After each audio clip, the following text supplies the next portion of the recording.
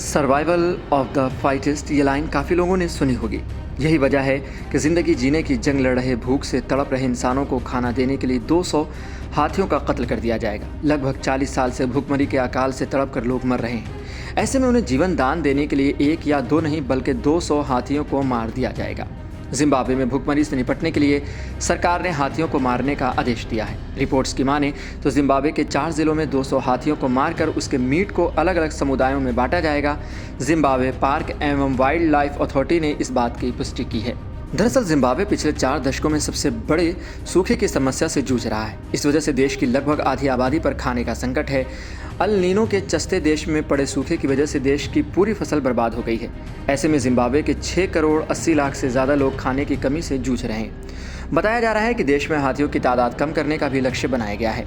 Park and wild life authority के प्रवक्ता फरावो ने कहा कि हाथियों की हत्या के पीछे दूसरा मकसद जिम्बाब्वे के पार्कों में हाथियों की तादाद कम करना है। दरअसल जिम्बाब्वे में करीब 1 लाख हाथी रहते हैं, जबकि यहाँ के पार्कों में सिर्फ 55,000 हाथियों को रखने की जगह है। वहीं सूखे की वजह से देश के नागरिकों और हाथियों के बीच संतुलन बनाए रखने में भी काफ़ी दिक्कत बढ़ने की आशंका है। पिछले साल जिम्बाब्वे में हाथियों के हमले में 50 लोगों की मौत हो गई थी। इससे पहले जिम्बाब्वे में साल 1988 में भी हाथियों को काटकर उनके मीट को बेचा गया था।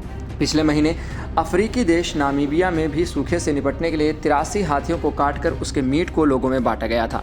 नामीबिया में 83 हाथियों सहित 700 से ज़्यादा जंगली जानवरों की हत्या की कार्रवाई हो रही है। यही नहीं, जिम्बाब्वे में भूख से परेशान समुदायों को हाथियों का शिकार करने के लिए बाकायदे परमिट जारी किए जा रहे हैं। इस तरह से देखा जाए तो इन दोनों देशों में अब हाथियों का खुलेआम कत्ल किया जाएगा।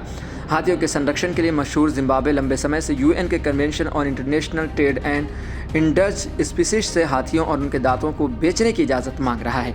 इस मांग में जिम्बाब्वे के अलावा बोत्सवाना और नामीबिया भी शामिल है। दरअसल दुनिया में हाथियों की सबसे ज़्यादा आबादी बोत्सवाना में रहती है। इसके बाद जिम्बाब्वे का नंबर है। हाथियों की बड़ी तादाद की वजह से यहाँ लोगों की जान को खतरा रहता है। ये अपने रास्ते में आने वाले फसलों के साथ ही छोटे बच्चों को भी कुचल देते हैं। जिम्बाब्वे के पास 5,000 करोड़ की कीमत जितने हाथी के दांत मौजूद हैं। हालांकि इसके व्यापार पर रोक लगी हुई है। ऐसे में हाथियों के दांत बेचने की इजाज़त मिलने से यहाँ के नागरिकों को पैसा कमाने का एक और जरिया मिल सकता है।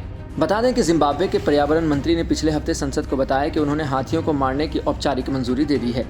उन्होंने तर्क दिया है कि वास्तव में जिम्बाब्वे में आवश्यकता से ज़्यादा हाथी हैं। उन्होंने कहा कि सरकार वही करने की तैयारी कर रही है जो नामीबिया ने किया है, जिससे हम हाथियों को मार सकें, और महिलाओं को मांस सुखाने के लिए तैयार कर रहे हैं। इस पैकेट में करके कुछ समुदाय तक पहुंचाया जाएगा जिन्हें प्रोटीन की आवश्यकता है। नामीबिया की सरकार ने पिछले महीने 723 जानवरों को मारने की मंजूरी दी थी, जिसमें 83 हाथी, 30 हिप्पो, 60 भैंस, 50 इम्पाला जैसे जानवर शामिल हैं। गौर करने वाली बात यह है कि जिम्बाब्वे और नामीबिया के बीच स्थित बोत्सवाना देश है, जहां हाथियों की आबादी 1,30,000 है, लेकिन वहां अपने लोगों को खिलाने के लिए हाथियों को मारने का कोई प्लान नहीं है।